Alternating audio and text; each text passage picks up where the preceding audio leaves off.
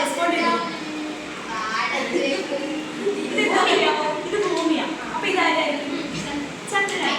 ഭൂമി ചന്ദ്രനും തമ്മിൽ എന്താണ്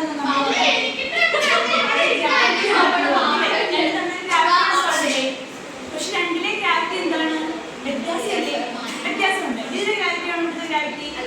അല്ല. നമ്മൾ പറഞ്ഞില്ലേ രണ്ടിലും വ്യത്യസ്ത ഗ്രാവിറ്റി. ഭൂമിയിലെ ഗ്രാവിറ്റി എത്രയാ?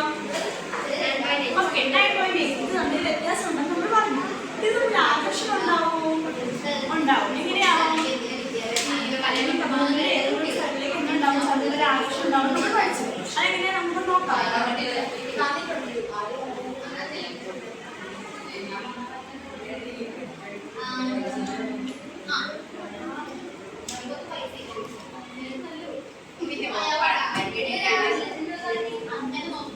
കണ്ടോ?